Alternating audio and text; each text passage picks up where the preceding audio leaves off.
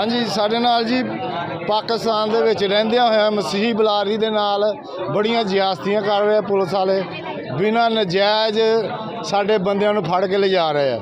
अज तीसरा दिन एक दानिश नाम का बेटा वा, उन्होंने चुप करके बूहा खोलिया वा, बगैर वर्दियों उन्होंने अरैसट किया। बकायदा असीं पुछदे रहे हैं कि इहदा मौकफ दसो सानूं, ये बच्चे नूं क्यों फड़िया वा। वो सानूं कहंदे थाणे आ जाओ जी।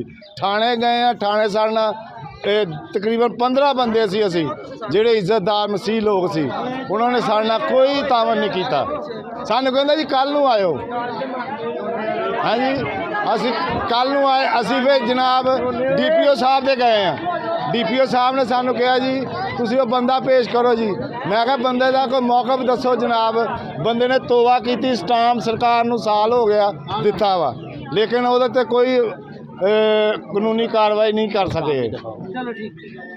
जो आज का जो इतिहास हो रहा है वो इसी सिलसिले में है कि हमारा जो ईस्टर आ रहा है, तो हम चाहते हैं कि हमारा ईस्टर जो है वो लोग जो अच्छे तरीके से मनाएं। हमारा जो मजहबी त्यौहार है, सबको आज़ादी है कि वो सब अपने त्योहारों को अच्छे तरीके से आज़ादी के साथ मनाएं।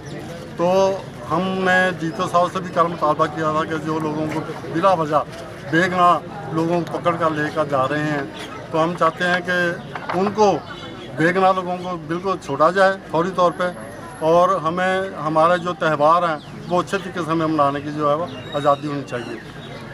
हम चाहते हैं कि हमारा जो मुतालबा है, जो हमारे जो लोग कानूनी तरीके से परमिट बनाते हैं वो भी ख़त्म किए जाएँ, ताकि हम पे जो इल्ज़ाम लग रहा है कि हम शराब नोशी कर रहे हैं या शराब फरोशी कर रहे हैं, तो हम चाहते हैं कि हमारे टोटली तौर पे जो परमिट हैं वो ख़त्म किए जाएँ, ताकि हम पे जो इल्ज़ाम लग रहा है कि ये परमिट की जो शराब सेल कर रहे हैं, बेच रहे हैं, तो हम पे ये इल्ज़ाम भी जो है ख़त्म हो जाए।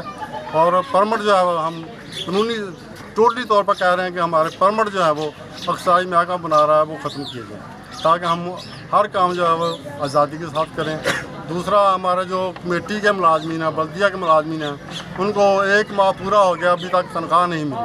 हमारा ये भी मुतालबा है कि हमारा जो बल्दिया के मुलाजमीन हैं उनको तनख्वाह भी दी जाए, ताकि हमारा जो ईस्टर आ रहा है उसको गरीब लोग हैं वो अच्छे तरीके से उनको मना सकें।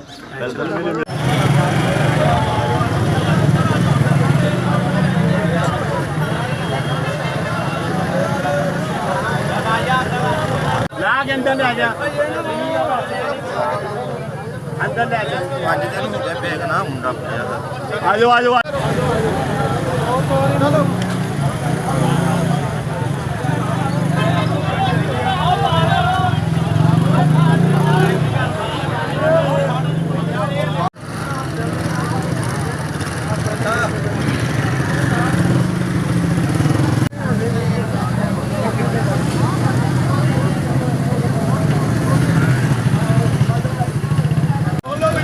खोल के फड़ो हो रही है साढ़े देख सारी।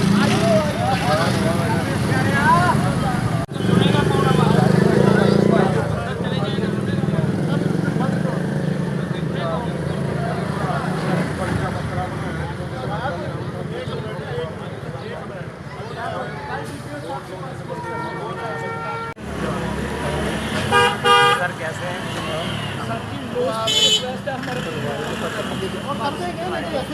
क्योंकि हम जलील नहीं होना चाहते, बदनाम नहीं होना, ऐसे नहीं बिना वजह इस्तेमाल किया जाता है।